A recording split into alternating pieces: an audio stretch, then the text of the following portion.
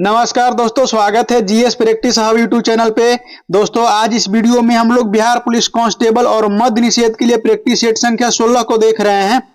इससे पहले सारे सेट को कंप्लीट करा दिया गया। अगर वह सेट नहीं देखे हैं तो प्लेलिस्ट बना दिया गया, प्लेलिस्ट के माध्यम से उस सारे वीडियो को आप देख लीजिए। दूसरी चीज में मैं बता रहा हूं कि प्रत्येक वीडियो है आपको 2 भाग में मिलेगा। एक भाग में 1 से लेकर 50 तक प्रश्न को कवर किया जाएगा, क्योंकि 2 भाग में बनाने का रीजन है कि पूरा डिटेल के साथ में बताना पड़ता है। बाई ऑप्शनल और टॉपिकल जो भी है पूरा डिटेल बताया जाता है, ऐसा यूट्यूब पर कोई नहीं बताएगा। दूसरा वीडियो बनाया जाता है जिसको मैं आपको 51 से लेके 100 तक प्रश्न को कवर किया जाएगा। तो इसीलिए 2 वीडियो बनाने का रीजन आप लोग समझ लिए कि 2 भाग में बनाने का रीजन है कि वीडियो का पूरा फुल्ली कंटेंट के साथ में और पूरा टॉपिक के साथ जानकारी दे करके हम लोग आगे बढ़ते हैं। इसीलिए 2 भाग में बनाने का रीजन है। चैनल पे पहली बार आए हैं साथियों तो चैनल को सब्सक्राइब करके बेल आइकन को ऑन कर लीजिएगा और उसके बाद में वीडियो को लाइक करके इसके लिंक को फेसबुक, व्हाट्सएप और टेलीग्राम ग्रुप पे शेयर कर दीजिएगा ताकि अपना चैनल और बड़ा हो सके। ठीक है, तो हम लोग ज्यादा टाइम न लेते हुए अपना प्रश्न पे चलेंगे। पहला प्रश्न आप लोग के सामने है, देखिए और कमेंट करके बताइए कि आपकी इसका क्या जवाब होने वाला है। तो पहला प्रश्न है साथियों, किसी गैस के अणु की औसत जो है आपको गतिज ऊर्जा किसके जो है अनुक्रमानुपाती होता है। तो यह जो है आपको परम ताप यानी कि अब्सोल्यूट टेम्परेचर के अनुक्रमानुपाती में होता है। सी ऑप्शन आपको सही जवाब हो जाएगा 1 नंबर प्रश्न के लिए। देखिए गैस के जो अणु है औसत गति ऊर्जा में जो गैस के परम ताप के सीधा अनुक्रमानुपाती होता है, यानी कि इसका बनता है कि गैस का तापमान यदि बढ़ेगा तो गैस की अणु की जो गति है वो भी बढ़ेगा। दूसरा प्रश्न में है कि जो बोर का परमाणु मॉडल है, नील्स बोर, इनको पूरा नाम था नील्स बोर, तो बोर का परमाणु मॉडल है यह किस पर लागू होता है। तो यह साथियों जो लागू होगा केवल हाइड्रोजन परमाणु या हाइड्रोजन जैसे में आयन पर, जिनमें केवल एक इलेक्ट्रॉन होता है, उसमें आपको बोर का जो है परमाणु मॉडल लागू होता है। प्रश्न के हिसाब से बी ऑप्शन आपको सही जवाब हो जाती है साथियों।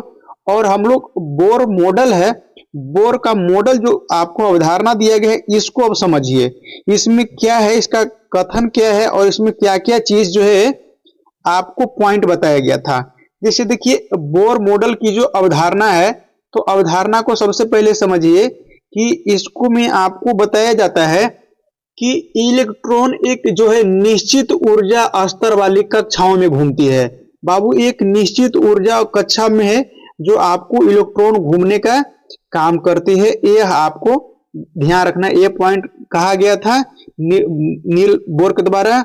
और दूसरा में कहा गया था कि एकल इलेक्ट्रॉन जो है आपको प्रणाली के लिए यह सटीक भविष्यवाणी करता है, यह बोर मॉडल।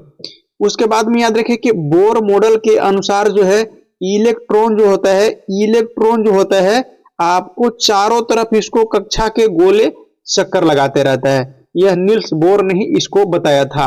नाभिक के चारों ओर घूमते रहता है इलेक्ट्रॉन। और ध्यान रखेंगे इसको में इलेक्ट्रॉन का जो आपको कोणीय संवेग जो है संरक्षित रहता है। आगे देखिएगा तीसरा नंबर प्रश्न। तो आपने देख रहे हैं ना कितना डिटेल के साथ में बताना पड़ रहा है। हाँ, ये कुछ चीज है कि डिस्प्ले पर लिख करके नहीं मैं दिखा रहा हूं, क्योंकि आपको डिस्प्ले पर लिखा छोटा कंटेंट है, लिखा नहीं पाता है।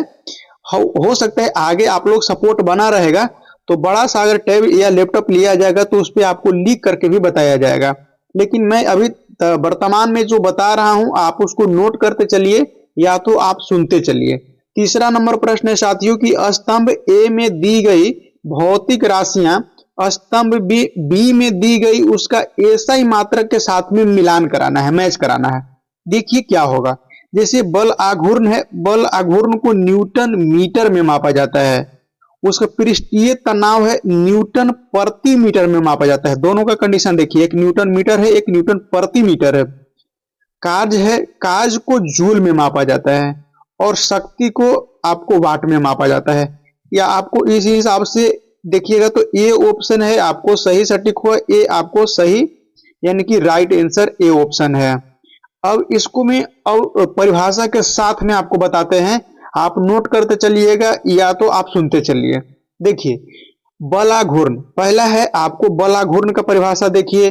जैसे बलाघूर्ण कहता है कि बल आघूर्ण किसी का जो अक्ष है, अक्ष के परितः, यानी कि जैसे जैसे अगर देखें इसको है तो बलाघूर्ण है, इसके परितः जो होता है, परितः इसको बाहर जैसे निकलता है तो इसकी जो है आपको परितः किसी बल की घूर्णन प्रभाव पड़ता है। ध्यान रखने, किसी बल को घूर्णन प्रभाव पड़ता है। इसका एसआई मात्रक न्यूटन प्रति मीटर हो जाएगा। आपने देखें, एक बार फिर से इसको आपको पॉइंट आउट कर देते हैं। तो यह बलाघूर्ण को हम लोग देखें। उसके बाद में देखना है अब पृष्ठीय तनाव को। पृष्ठीय तनाव है, परिभाषा समझिएगा कि द्रव के पृष्ठ के वह गुण है जिसके कारण वह अपने क्षेत्रफल के न्यूनतम करने का प्रयास करता है। पृष्ठीय तनाव काम करता है क्या बाबू, कि वह उसका जो एरिया है वो एरिया को अपने एकदम न्यूनतम छोटा करने का प्रयास करते रहता है, वही आपको पृष्ठीय तनाव है। पृष्ठीय तनाव, तनाव का मतलब ही होता है तान करके रखना, घींच करके रखना। तो ये क्या करता है कि इसको घींच करके रखता है, घींच करके रखता है। पृष्ठीय तनाव के कारण ही वर्षा की जो बूंदें हैं वह गोल हो जाती है। तो यह कारण क्या है कि पृष्ठीय तनाव घींच करके रखती है, कोशिश करती है कि ये आगे ना बढ़े। इसका एसआई मात्रक न्यूटन प्रति मीटर हो जाएगा। इसका एसआई मात्रक आपको न्यूटन प्रति मीटर हो जाएगा। अगला पॉइंट आपको देखिए, अगला पॉइंट में आपको कार्य के देखिए। कार्य का परिभाषा क्या होगा, जैसे कार्य का मतलब है कि कार्य तब किया जाता है जब कोई बल किसी वस्तु के विस्थापित कर देता है। जैसे कोई वस्तु पर आपने बल लगाए और बल एक जगह से घसक करके दूसरा जगह पे चल गई है तो आपको बल लगा है, लेकिन आप एक बहुत बड़ा पहाड़ में धक्का मार रहे हैं, उठा रहे हैं और वो नहीं उठा, तो वो बल का कोई परिभाषित नहीं हुआ। यानी कि बल का मतलब ही कहता है कि विस्थापित हो। यहाँ की वस्तु है, इसको घसका करके इस जगह पे पहुंचा दिए, तब आपको कार्य कहा जाएगा। तब आपको क्या कहा जाएगा, वो कार्य कहा जाएगा। इसको आपको सूत्र होता है W बराबर एफ एस कोस थीटा, इसका फॉर्मूला होता है। एसआई मात्रक में जूल होता है, एसआई मात्रक में जूल होता है। या दूसरा परिभाषा, इसका दूसरा तरीका से अगर देख सकते हैं कि जो एक न्यूटन, ध्यान रखेंगे कार्य का ही दूसरा तरीका से परिभाषा बता रहे हैं, जो एक न्यूटन बल द्वारा किसी वस्तु पर जो है आपको बल की दिशा में 1 मीटर अगर घसका देती है, ये घसकाने के लिए किया गया जो कार्य है वह उसके बराबर होता है। यानी कहने का अर्थ है कि कार्य जो है आपको 1 मीटर घसका दिया है तो आपको 1 जूल 1 न्यूटन मीटर के बराबर हो जाएगा। उसके बाद में शक्ति देखिएगा। शक्ति आपको है, शक्ति का परिभाषा समझिए। शक्ति का परिभाषा कहती है कि कार्य करने की दर या ऊर्जा रूपांतरण के दर को ही आपको शक्ति कहा जाता है। और शक्ति का एसआई मात्रक वाट होता है। 1 वाट बराबर 1 जूल प्रति सेकेंड होता है साथियों। तो इतना डिटेल से हम लोग देख रहे हैं, भले आपको थोड़ा सा लगेगा लेकिन आप इस चीज को समझ लीजिएगा बाबू, तो आपको आगे आने वाला एग्जाम है, आगे आने वाला टेस्ट सीरीज में जो क्वेश्चन है आप एकदम बहुत अच्छा स्कोर कर पाइएगा, ये गारंटी मैं लेता हूं। क्योंकि एग्जाम का पैटर्न अभी इसी आधार पे पूछा जा रहा है, मिलान करने वाला पूछ दिया जाएगा और ज्यादा मात्रा में पूछ दिया जाता है तो बहुत सारे स्टूडेंट है इसको नहीं बना पाते हैं। नेक्स्ट प्रश्न है चौथा नंबर, समूह 17 के तत्व जो हैलोजन है की इलेक्ट्रॉनिक बंधुता है समानता होती है। तो यह आपको हैलोजन तत्व का इलेक्ट्रॉनिक बंधुता है तो आपको ध्यान रखेंगे उच्च ऋणात्मक होता है। इसमें ऊर्जा जो है उसमें ऊर्जा उत्सर्जित होता है और इसमें बंधुता अधिक होता है। तो डी ऑप्शन आपको सही जवाब हो जाएगा इस प्रश्न के हिसाब से, डी ऑप्शन। उसके बाद में आपको आगे देखिए 5वां नंबर प्रश्न है। 5वां नंबर में है कि किसी उत्क्रमणीय पराक्रम के लिए ब्रह्मांड की जो कुल जो है एंट्रोपी परिवर्तन है वह क्या होगा। तो यह आपको शून्य होने वाला है। क्या होने वाला है, शून्य होने वाला है, यह आपको देखना है, शून्य होने वाला है। 6ठा नंबर प्रश्न है कि प्रदूषण के संदर्भ में बीओडी क्या है। बीओडी का अर्थ क्या होगा, यानी कि इसका फुल फॉर्म भी कह सकते हैं या इसका अर्थ क्या हो जाएगा। तो ध्यान रखिएगा, इसका हो जाएगा कि biological oxygen demand, biological oxygen demand हो जाएगा, यानी कि ए ऑप्शन आपको सही जवाब हो जाएगा बीओडी के अर्थ के अनुसार। 7वां नंबर प्रश्न को देखिए। 7वां नंबर प्रश्न है आपको कैलकुलेशन टाइप के है। इसका आंसर आपको इसका आंसर 13 हो जाएगा, यानी कि सी ऑप्शन सही जवाब हो जाएगा। और 8वां नंबर प्रश्न है इंटरनेट। कंप्यूटर से एक प्रश्न रहता है साथियों, कंप्यूटर भी आपको एक बार देख लीजिएगा। इंटरनेट ऑफ द जो थिंग्स है का अर्थ क्या होगा। इसका जो अर्थ होता है तो यह भौतिक उपकरणों को, यानी कि फिजिकल डिवाइस है, वो इंटरनेट से जोड़े ताकि वे डेटा एकत्रित और साझा कर सके। तो यह जो है इंटरनेट से जोड़ने का काम करता है। 8 के बाद में 9 नंबर प्रश्न है। वीडियो को है आप लोग लाइक करते चलिएगा, क्योंकि इतना मेहनत करके इतना रिसर्च के साथ में आप लोग के लाना पड़ता है। ऐसा ही नहीं है कि केवल डायरेक्टली बस धड़ धड़ धड़ धड़ क्वेश्चन कराते चले गए तो आपको सफलता मिल जाएगी, नहीं साथियों। इसके लिए टाइम देना पड़ता है, सफलता टाइम मांगता है और मेहनत मांगता है। 9वां नंबर प्रश्न है कि भारत में हरित क्रांति यानी कि ग्रीन रेवोल्यूशन का सर्वाधिक प्रभाव किस फसल पे पड़ा है। देखिए यह क्वेश्चन आपको आगे सेट आया था, उसको मैं पूरा डिटेल कर दिए हैं। तो जौन सा प्रश्न को ऑलरेडी किसी सेट में डिटेल कर दिया गया है तो उसको थोड़ा सा शॉर्ट में बता करके भले निकल सकते हैं। देखिए इसको मैं आपको गेहूं पर प्रभाव पड़ा था, दूसरा स्थान पे देखें तो चावल पर प्रभाव पड़ा था, लेकिन सबसे ज्यादा आपको गेहूं पर प्रभाव पड़ा था इसका रेवोल्यूशन में। आगे देखिएगा, जैसे में आपने इसको देखे कि गेहूं पर पड़ा था। और एक चीज याद रखिएगा, जैसे में हरित क्रांति का, भारत में हरित क्रांति का जो जनक है एमएस स्वामीनाथन को माना जाता है। एमएस स्वामीनाथन को माना जाता है। पहले वाला वीडियो अगर देखे होंगे तो आपको कमेंट करके बताना है कि यह कौन सा पंचवर्षीय योजना में हरित क्रांति जो है, हरित क्रांति पे बल दिया गया था। कमेंट करके आपको बताना है, यह आपके लिए होमवर्क का क्वेश्चन है। 10वां नंबर प्रश्न है साथियों कि मानव श्वसन तंत्र में गैस का जो विनिमय है, यानी कि ऑक्सीजन और कार्बन डाइऑक्साइड का, मुख्य रूप से कहाँ होता है। मानव श्वसन तंत्र में, देखिए मेन पॉइंट है, मानव श्वसन तंत्र में गैस कहाँ से आदान प्रदान होता है। तो देखिए यह आपको जो है वायु कोशिकाओं यानी कि अल्विलाई से होता है। सी ऑप्शन आपको सही जवाब हो जाएगा। इसका जो मुख्य रूप से कार्य होता है कि बाहरी जो ऑक्सीजन हम लोग सांस लेते हैं तो यह अल्विलाई के पास में जाकर के है आपको यह ऑक्सीजन छोड़ देता है, और वहां से जो कार्बन डाइऑक्साइड रखे रहता है वह आपको बाहर सांस के द्वारा बाहर निकल जाता है, और यही प्रक्रिया लगातार चलते रहती है। देखिए कथन का आपको प्रश्न दिया है गद्यांश से संबंधित, तो यह कभी कभी एग्जाम में दे दिया जाता है। यह गद्यांश में ही प्रश्न का आंसर जो है आंसर छिपा हुआ रहता है। तो देखिए एक बार गद्यांश है, आपको पढ़ लीजिएगा या फिर आप देख लीजिए। और प्रश्न पे चलते हैं। इसका प्रश्न 11 नंबर कह रहा है, 11 नंबर कह रहा है कि साहित्य और जीवन में गहरी संबंध है, क्यों ऐसा गहरी संबंध है। तो देखिए इसको आप ऊपर लाइन पढ़िएगा तो इसमें आपको समझ में आएगा। शुरुआत में ही कहा गया है कि साहित्य का आधार जीवन है, साहित्य का आधार जीवन है, और इसी आधार पर साहित्य की दीवार खड़ी होती है। तो मेन पॉइंट पहले ही लाइन से पकड़ा गया कि आपको साहित्य और जीवन का गहरा संबंध किस लिए है। तो यह इसलिए है कि साहित्य जो है, देखेंगे इसको में, इसलिए है कि साहित्य जो है आपको साहित्य के आधार ही जीवन है, साहित्य के आधार ही जीवन है। सी ऑप्शन सही जवाब हो जाएगा। देखिए 12 नंबर प्रश्न में देखिएगा कह रहा है कि मनुष्य किस खोज में जीवन भर लगा रहता है। देखिए इसका कथन देखिए, तो कथन में आपको दिखाई देगा यानी गद्यांश में। तो देखिए मनुष्य जो है, इसमें आपको खोजिएगा तो आपको देखिए इसको में आपको मिलेगा। हाँ मनुष्य जो है, देखिए मनुष्य आपको जीवन पर्याप्त आनंद के खोज में लगा रहता है। देखिए यह लाइन है, यह लाइन से ही आपको इसका आंसर मिल गया। देखिए आगे बढ़ते हैं।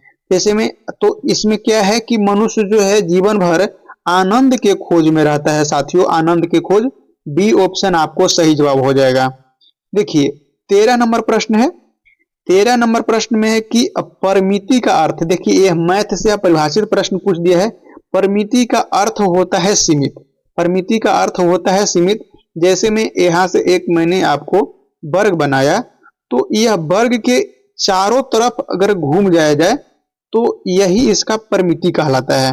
तो यानी कि यह सीमित होता है बाबू, यह सीमित होता है, ऐसा नहीं कि यहाँ से यहाँ चलाएगा, यहाँ से इधर चलाएगा, नहीं, तो यह सीमित होता है। ये ऑप्शन आपको सही जवाब हो जाएगा। 14 नंबर प्रश्न देख लीजिए। 14 में कहा गया कि निम्नलिखित विकल्प में से किसी एक वाक्य में संख्यात्मक विशेषण, देखिएगा संख्यावाचक विशेषण का उचित प्रयोग नहीं किया गया है। तो इसमें 4 ऑप्शन है, 4 ऑप्शन में समझना है कि इसमें जो है संख्यावाचक शब्द नहीं दिया गया है, संख्यावाचक शब्द जोड़ा नहीं गया है। प्रश्न पढ़िए, वहां से आपको समझ में आएगा। जैसे देखिए, मैं सौभाग्यशाली हूं जिसका कोई मित्र नहीं है, यह पहले ही ऑप्शन आपको सही हो गया। बाकी और देखिए, गिलास में आधा पानी है, आधा संख्या का बोध करा रहा है बाबू। कार के 3 लोग हैं, देखिए 3 है, संख्या का बोध करा रहा है। ट्रेन में 50 आदमी है, 50 जो है संख्या का बोध करा रहा है। हमको इसको छोड़ देना है और आपको ये ऑप्शन सही जवाब हो जाएगा। हिंदी से भी अच्छा खासा प्रश्न पूछा जाता है, हिंदी का भी आपको एग्जाम के नजदीक आते ही, डेट अनाउंसमेंट होते ही आपको हिंदी का भी सेशन लेकर के आएंगे। निम्नलिखित विकल्प में से शुद्ध वाक्य को चयन करना है, यानी कि इसमें से कौन सा है जो शुद्ध वाक्य है। तो देखिए, शुद्ध वाक्य इसको में क्या है कि विशेश्वर ने 2 मकान खरीदे हैं, तो विशेश्वर ने 2 मकान खरीदे, यानी कि बी ऑप्शन आपको सही जवाब हो जाएगा। बाकी इसको में देखिए कोई ना कोई तरीका से आपको गलत दिया गया है, शुद्ध नहीं है। 16 नंबर प्रश्न है कि अंतस्थ व्यंजन में कितने प्रकार के होते हैं। अंतस्थ व्यंजन हुआ आपको 4 प्रकार के होते हैं, सी ऑप्शन आपको सही जवाब हो जाएगा। उसके बाद में 17 नंबर प्रश्न है। 17 नंबर प्रश्न देखिए, वीडियो को है लाइक करते चलिएगा दोस्तों, वीडियो को है आपको लाइक करते चलना है, क्योंकि आप लोग के लिए इतना मेहनत कर रहे हैं और लगभग में लेट नाइट रिकॉर्ड करना पड़ता है। अभी आपको टाइम दिखा दूं तो मैं टाइम अभी 1 बजे रिकॉर्ड कर रहा हूँ वीडियो को, तो आप लोग का ये दायित्व बनता है कि वीडियो को है जो लाइक करते चलिए। वीडियो को लाइक करने से थोड़ा सा एक ऊर्जा मिलता है कि नहीं, लोग सपोर्ट कर रहे हैं, तो हमें भी और थोड़ा सा दुगनी ऊर्जा के साथ में मेहनत करके रिसर्च करके सारे कंटेंट को लाया जाए। देखिए 17 नंबर में है, मैं कुशल पूर्वक हूं, इस वाक्य में शुद्ध रूप में प्रयोग करना है। शुद्ध रूप इसको छांटना है कि क्या होगा। देखिए इसको में मैं कुशल पूर्वक ही हूं, नहीं ऐसा नहीं लिखा जाता। चिट्ठी अगर पढ़े होंगे या चिट्ठी लिखे होंगे तो चिट्ठी वाला फॉर्मेट में यह लिखा जाता है।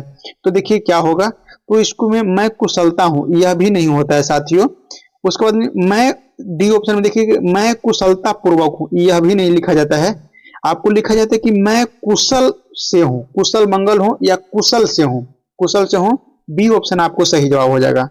18 नंबर प्रश्न इंग्लिश है। इंग्लिश में देखिएगा कि select the correct indefinite article to the filling in the blanks. खाली स्थान है, इसको में भरना है। ये खाली स्थान जो आपको है इज के साथ में आपको ए का प्रयोग होगा, ए का प्रयोग होगा, यानी कि सी ऑप्शन आपको सही जवाब हो जाएगा। बहुत सारा कभी कभी इजी प्रश्न आपको दिखाई देगा, नहीं आता है फिर भी आप छोड़ के मत हटिएगा, कोई ना कोई आप अटेम्प्ट करिएगा। आपको 4 से 5 प्रश्न रहता है, 2 सही हो जाएगा। 19 नंबर है, भारतीय संविधान के किस अनुसूची का संबंध मुख्य जो है आपको पदों और वेतन भत्ता एवं पेंशन से संबंधित है। तो ये आपको वेतन भत्ता पेंशन से संबंधित है। दूसरी अनुसूची में इसका जानकारी दिया गया है बाबू, ए ऑप्शन आपको सही जवाब हो जाएगा, दूसरी अनुसूची में। अब उसके बाद में दूसरी अनुसूची के साथ में आपको देखना है कि जैसे में आओ सारी अनुसूची में क्या क्या जानकारी दिया गया है। जैसे देखिएगा तीसरी अनुसूची में है, तीसरी अनुसूची आपको है, तीसरी अनुसूची में शपथ का जानकारी दिया गया है कि शपथ लेना है।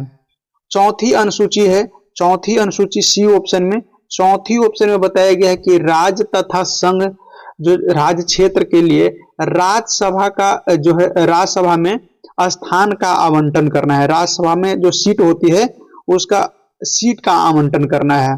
7वीं अनुसूची में देखिएगा, 7वीं अनुसूची डी ऑप्शन में है। इसको बताया कि 3 सूची है, 7वीं सूची में आपको 3 वो सूचियां ली गई है, संघ सूची, राज्य सूची और समवर्ती सूची। इसका व्याख्या इसको में दिया गया है। अलग से थोड़ा सा और पॉइंट याद रखिएगा, जैसे मूल संविधान में कुल 8 अनुसूचियां थी, बाद में बढ़ा करके वर्तमान में अभी 12 अनुसूचियां संविधान में है साथियों। 20 नंबर प्रश्न है कि किस संविधान संशोधन अधिनियम द्वारा संपत्ति के अधिकार को मौलिक अधिकार की श्रेणी से हटा दिया गया है। यह प्रश्न बहुत बार आया है, हमें तो लगता है किसी से यह गलती नहीं होगा। 42वीं संविधान संशोधन भी बहुत बार पूछा गया है, 44वीं बहुत बार पूछा गया है। तो 44वां संविधान संशोधन है, इसको में आपको संपत्ति का जो है, संपत्ति के अधिकार को हटा करके, मौलिक अधिकार की श्रेणी से हटा करके राजनीतिक यानी कानूनी अधिकार बना दिया गया है। अब एक एक करके जो है, एक एक करके हम लोग सारे पॉइंट को, सारे संशोधन को देखते हैं। प्रश्न के हिसाब से हम लोग का डी सी ऑप्शन सही जवाब हो जाएगा। 44वां संविधान संशोधन में है मौलिक अधिकार को श्रेणी से हटा दिया गया है, संपत्ति को ध्यान रखना है। हटा करके रखा कहाँ गया है, तो हटा करके रखा गया है, ध्यान रखना है, हटा करके इसको रखा गया है आर्टिकल अनुच्छेद 300 के क में इसको रख दिया गया, 300 के क में रख दिया गया है। देखिए 44वां संविधान संशोधन है, सबसे पहले इसको डेट देखिए 1978 में हुआ था। कब? 1978 में हुआ था। और इसको में जो आर्टिकल 19 में 19 के 1 के एफ में, सब क्लॉज एफ में जो था आर्टिकल और 31, ये दोनों को निरस्त कर दिया गया, इसको हटा दिया गया। और वर्तमान में मौलिक अधिकार की संख्या 6 हो गया, पहले 6 था, वर्तमान में 5 हो गया। संपत्ति छठा जो था संपत्ति का अधिकार, उसको हटा करके अनुच्छेद 300 के क में रख दिया गया है और यह कानूनी अधिकार बना दिया गया है। 42वां संविधान देखिएगा, 42वां संविधान, इसको टिक कर देते हैं और 42वां को देखिए, ये ऑप्शन वाला 42वां संविधान संशोधन है। इसमें 1976 आपको याद रखिएगा, 1976 में 42वां संविधान संशोधन किया गया था। इसमें मौलिक कर्तव्य जोड़ा गया है, ध्यान रखना है, मौलिक कर्तव्य को जोड़ा गया है। और 42वां संविधान संशोधन को भारत के लघु संविधान भी कहा जाता है। इसी में है जो आपको प्रस्तावना में समाजवादी, अखंडता और धर्मनिरपेक्ष जैसे शब्द जो है 42वां संविधान संशोधन के द्वारा ही जोड़ा गया था। 43वां संविधान संशोधन है, यह आपको 77 में होता है, ध्यान रखेंगे 77 में होता है। और इसमें जो आपको है कि रीट जारी करने के लिए सुप्रीम कोर्ट और हाई कोर्ट का जो अधिकार क्षेत्र को इसको में बहाल किया गया था। 45वां संविधान संशोधन जो है, 45वां संविधान संशोधन यह 1980 में हुआ था, 1980 में हुआ था, ध्यान रखना है 1980 में हुआ था। और इसको में जो है आपको संसद और राज्य विधानसभाओं की जो अनुसूचित जाति, अनुसूचित जनजाति के आरक्षित जो सीट थे उसको 10 वर्ष के लिए बढ़ा दिया गया था।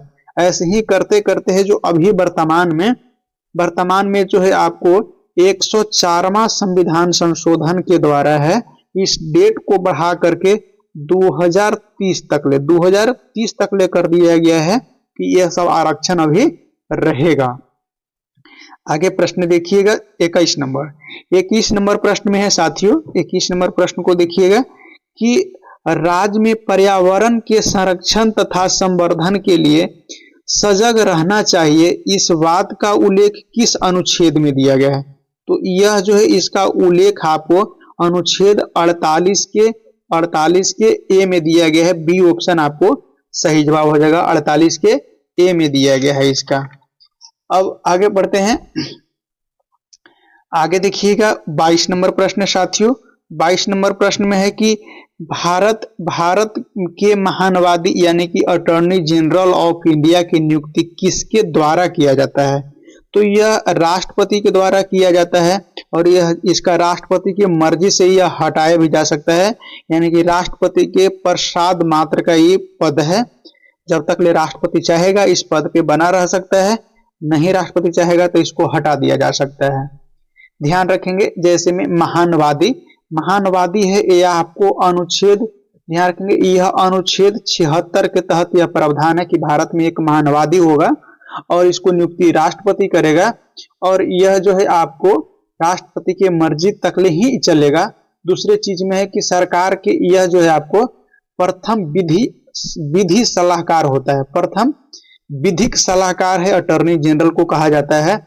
और यह व्यक्ति यह भारत के सरकार की ओर से किसी भी सदन या न्यायालय या संसद में किसी भी सदन में यह भाग ले सकता है, उपस्थित हो करके यह सरकार के पक्ष को रख सकता है या न्यायालय में सरकार के तरफ से यह वकालत कर सकता है, यानी कि मुख्य रूप से कहा जाए तो भारत सरकार के यह वकील होता है।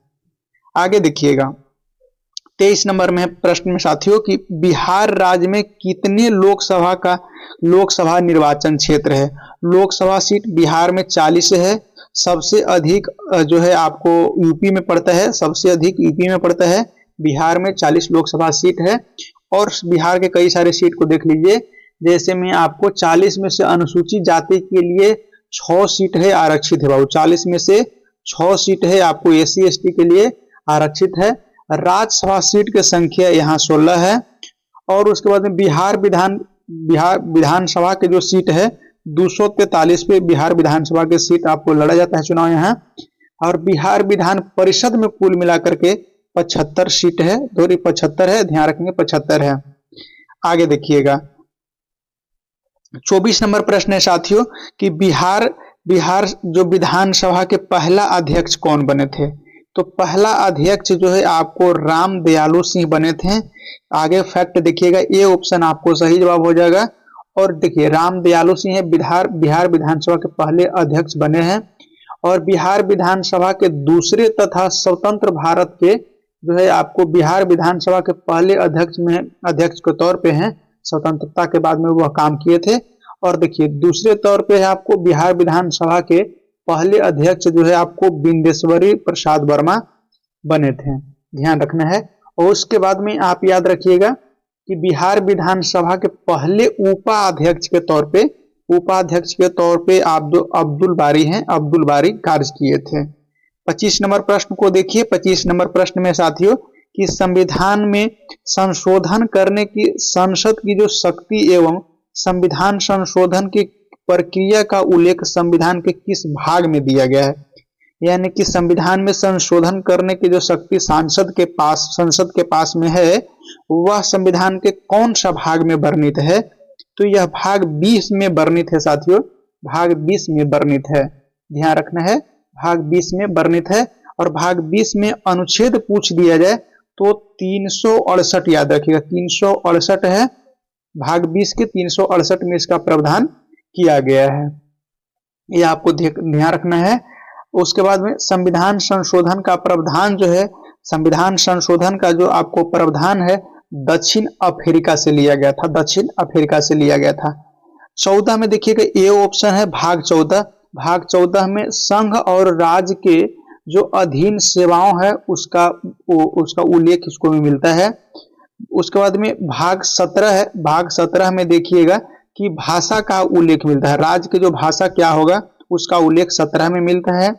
भाग 18 में आपको आपात उपबंध संबंधी जानकारी भाग 18 में दिया गया है। और अनुच्छेद आपात से संबंधित देखेंगे तो 52, 56 और 60 होता है, 352, 356, 360 यह अनुच्छेद होता है।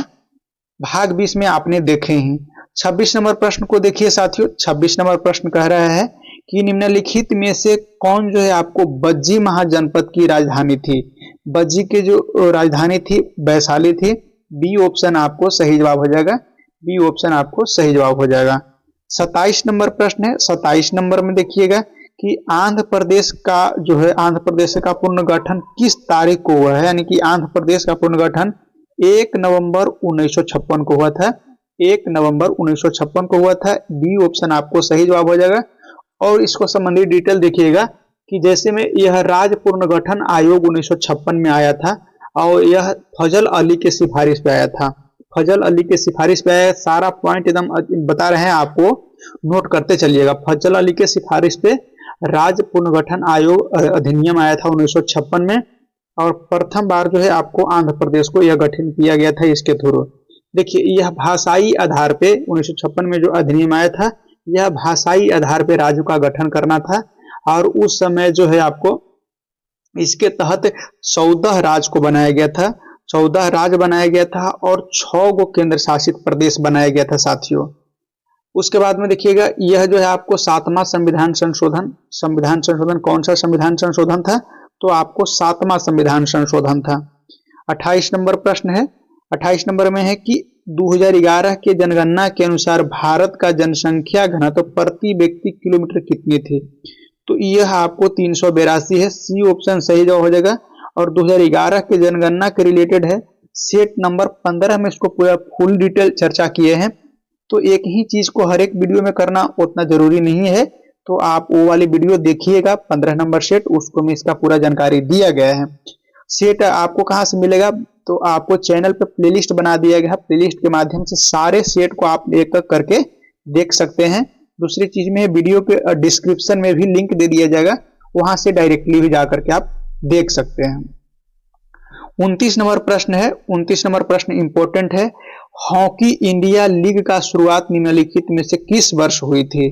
तो यह 2013 में, 2013 यानी कि सी ऑप्शन आपको सही जवाब हो जाएगा। 2013 में इसका शुरुआत किया गया था। और सारे चीज को देख लीजिएगा, अलग से और कुछ मैं बता रहा हूं उसको भी आपको समझना बहुत जरूरी है। जैसे में आपको T20 क्रिकेट विश्व कप 2007 से है, 2007 आपको याद रखिएगा, 2007 T20 विश्व कप है।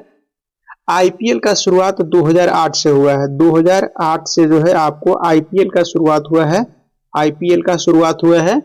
और इंडियन सुपर लीग 2013, देखिए इंडियन सुपर लीग भी 2013 से शुरुआत हुआ है।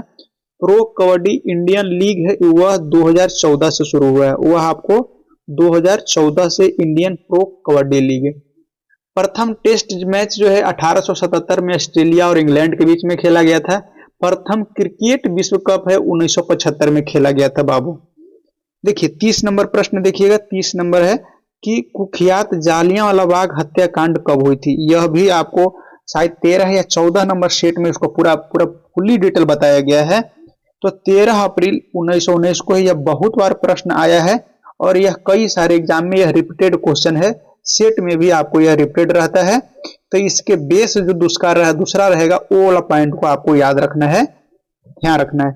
31 नंबर प्रश्न है, 31 नंबर में आपको इसको में चुन करके बताना है कि संबंध नहीं किया जाना चाहिए, यानी कि एक दूसरे से के आधार पर देखिए कैसे मिले। जैसे मौजूदगी है तो प्रचुरता होगी, तो वैसे ही और सारी चीज में देखिएगा तो आपको अनंत है तो अलौकिक होगी, यानी कि डी ऑप्शन इस प्रश्न के लिए सही जवाब हो जाएगा, ध्यान से देख लीजिएगा।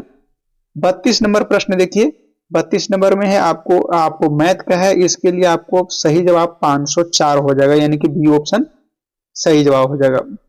उसके बाद में 33 नंबर भी आपको मैथ का ही प्रश्न है, इसके लिए आपको 1067 हो जाएगा, बी ऑप्शन आपको सही जवाब हो जाएगा 1067 33 नंबर के लिए, 33 नंबर के लिए। उसके बाद में देखिएगा 34 नंबर प्रश्न है कि पौधे में जो आपको रात्रि पुष्पन यानी कि शॉर्ट डे प्लांट के लिए आवश्यक क्या होगा? तो इसके लिए आवश्यक क्या होना चाहिए कि एक निश्चित क्रांतिक यानी कि अवधि, यानी कि छोटी प्रकाश अवधि, यानी कि लंबी अंधकार अवधि चाहिए इसके लिए, रात्रि के पुष्पन खिलने वाला के लिए। तो बी ऑप्शन आपको सही जवाब हो जाएगा, बी ऑप्शन पे आप टिक लगा लीजिए। देखिए 35 नंबर प्रश्न है, सेकल सेल एनीमिया है, यह भी प्रश्न इसके पहले वाला सेट में आया है, उसको पर पूरा चर्चा किया गया है। सिकल सेल एनीमिया है किस प्रकार के आनुवंशिकी रोग है? तो यह आपको ऑटोसोमल अप्रभावी है, यानी कि बी ऑप्शन है, और सेम टू सेम ऑप्शन के साथ में भी आया था, तो बी ऑप्शन आपको सही जवाब हो जाएगा। 36 नंबर प्रश्न है साथियों, 36 नंबर में एलिसा टेस्ट जो है, एलिसा टेस्ट यानी कि एंजाइम लिंकेड जो आपको ल्यूमिनेसेंट एसेस जो है, यानी कि परीक्षण का उपयोग सामान्यतः किस रोग को पता लगाने के लिए किया जाता है? मुख्य रूप से एलिसा टेस्ट है आपको HIV, एड्स और अन्य कई सारे रोगों को पता लगाने के लिए एलिसा टेस्ट किया जाता है, एलिसा टेस्ट किया जाता है, ये आपको ध्यान रखना है। अब एलिसा टेस्ट में देख लीजिएगा, एलिसा टेस्ट में क्या क्या होता है इसका में देखिए कि जैसे में कि यह परीक्षण है, यह परीक्षण जो प्रतिरक्षा आधारित परख है, यानी कि परीक्षण है, इसको में आपको प्रतिरक्षा को नापता है, यानी कि शरीर में प्रतिरोधक क्षमता है, रोग से लड़ने की क्षमता है, उसके आधार पर इसको मापा जाता है। दूसरे में है आपको यह सैंपल विशिष्ट भी है, सैंपल में अगर सैंपल लेकर किया जाता है तो इसको में एंटीजन में देखा जाता है कि वायरल प्रोटीन को जांचा जाता है, और एंटीबॉडी के तौर पे एंटीबॉडी में आपको संक्रमण देखा जाता है कि कितना % संक्रमण है, इसका उपस्थिति को पता लगाया जाता है यह जांच के द्वारा। फिर उसके बाद में देखिएगा जैसे इसका परीक्षण क्या क्या, हेपेटाइटिस बी का, हेपेटाइटिस सी का, जीवाणु से संक्रमण या परजीवी से संक्रमण अगर कुछ हुआ है तो उसका परीक्षण के लिए एलिसा टेस्ट किया जाता है, लेकिन मुख्य रूप से HIV, एड्स ज्यादा ऑप्शन में दिया रहेगा। देखिए टीबी है बी ऑप्शन में, टीबी के जांच के लिए जो है आपको थूक अस्मीचर, ध्यान रखेंगे थूक स्मीयर है, यानी कि थूक को थुकवा करके और उसको जांच किया जाता है, टेस्ट किया जाता है। यह माइक्रोस्कोपी के कल्चर के द्वारा होता है, उसको से देखा जाता है।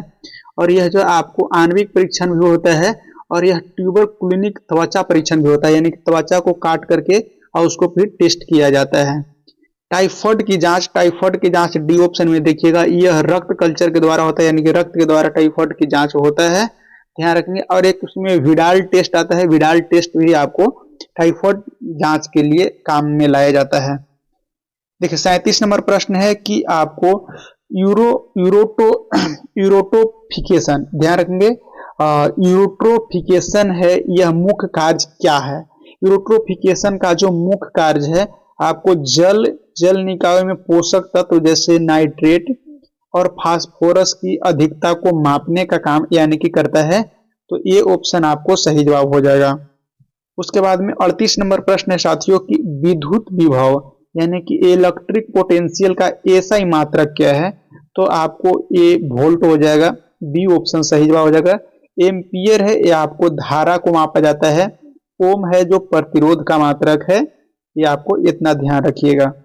39 नंबर प्रश्न है कि निकट दृष्टि दोष मायोपिया को ठीक करने के लिए किस प्रकार के लेंस का चश्मा उपयोग किया जाता है? तो यह निकट है, तो यह बी यानी कि अवतल लेंस का प्रयोग किया जाएगा। और यह सेम टू सेम क्वेश्चन है, सेम टू सेम क्वेश्चन आपको सेट नंबर 15 में आया हुआ है। 15 नंबर में इसका पूरा डिटेल बताए हैं, सेम टू सेम आपको ऑप्शन भी सब वही रहा है। तो इतना आपको छोटी सी पॉइंट है, यह बहुत बार रिपीटेड प्रश्न है, लगभग अधिकतर एग्जाम में रिपीटेड है। निकट है तो देखिएगा, निकट से आप ध्यान रखें कि निकट जो निकट और उसके बाद में लेंस इसका पूछता है, तो निकट आओ, निकट आव, निकट आव बबुनी, निकट आव का, तो निकट आव माने कि दिखाई नहीं दे रहा है, तो निकट आव, तो आवा से मतलब कि अवतल लेंस हो जाएगा, अवतल लेंस हो जाएगा, ध्यान रखना है। और दूर में दूर लगा रहता है तो उसमें ऊ शब्द आ जाता है, तो एक चीज अगर छांट लीजिएगा तो दूसरा का ऑप्शन ऑटोमेटिकली पकड़ा जाएगा।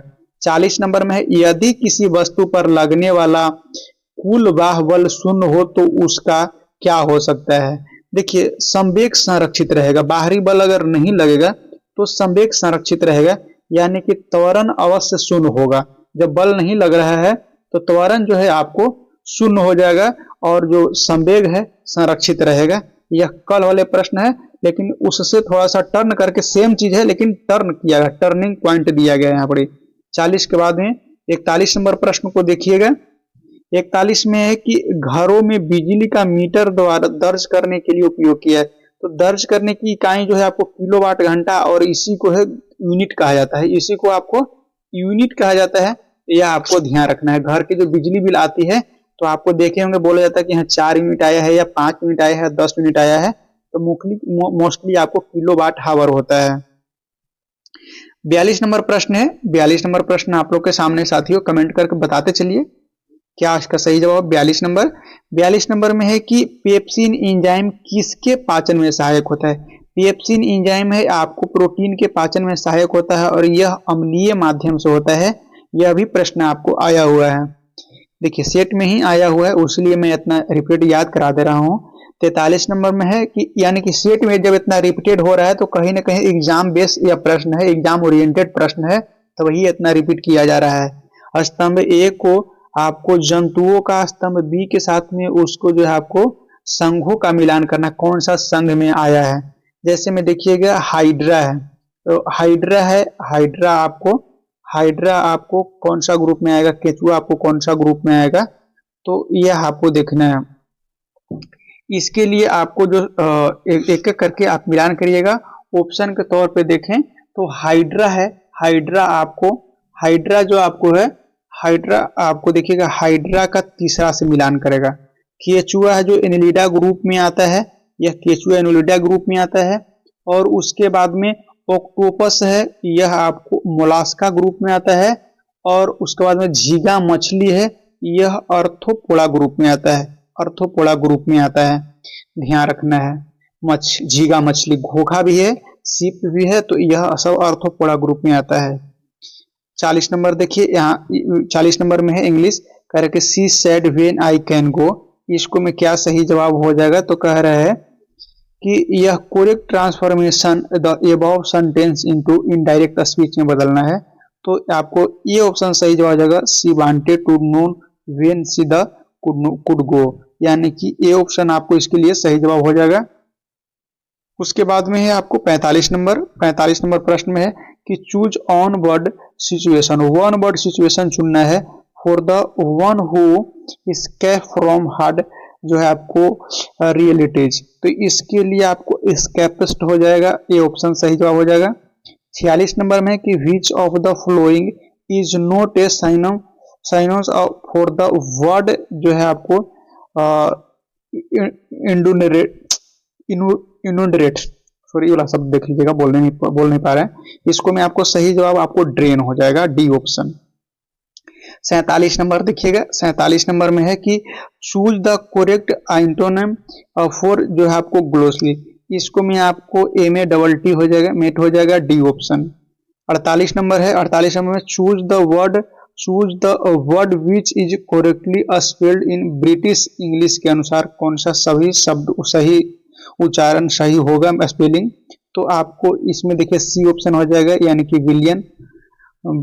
49 नंबर है, 49 में चूज द जो है आपको sentence which is not correct, इसको में कौन सा सही नहीं है। तो देखिए इसको में सही आपको द न्यूज आर गुड, ये तो सही है, लेकिन the news are good, are का प्रयोग नहीं होगा, इज का प्रयोग ऊपर लगाया है, यानी कि डी ऑप्शन इसमें गलत है, बाकी सब सही है। डी ऑप्शन इसमें गलत है, बाकी सब सही है। इस मैथमेटिक्स है, आपको एक्स लगा हुआ है, लेकिन यह आपको सिंगुलर नंबर है। मैथमेटिक्स आपको सिंगुलर नंबर में है। न्यूज भी है, आपको यस लगा है, बट यह सिंगुलर नंबर है। आगे देखिए 50 नंबर प्रश्न है। 50 नंबर प्रश्न में है कि she want to stay home, तो ये in the above sentence word the state is you to H क्या प्रयोग होगा। तो यह मुख्य रूप से एडजेक्टिव के रूप में कार्य किया है, ये ऑप्शन आपको सही जवाब हो जाएगा। और 51 नंबर भी देख ही लीजिएगा इस सीरीज में। मौर्य शासक अशोक की मृत्यु है आपको 232 बीसी पूर्व में मृत्यु हो गया था।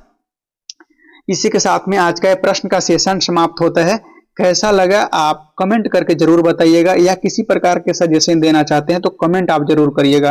वीडियो को लाइक करके जो है आपको इसका लिंक को अपने दोस्तों के पास में जरूर शेयर कर दीजिएगा, ताकि आपका दोस्त भी इससे लाभान्वित हो सके और अपना चैनल है वह भी चैनल के परिवार है और बड़ा हो सके। उसके लिए चैनल की तरफ से बहुत सारे बधाई रहेगा आपको। तो इस वीडियो में इतना ही रहने देते हैं, मिलेंगे अगली वीडियो में। जब तक के लिए धन्यवाद दोस्तों।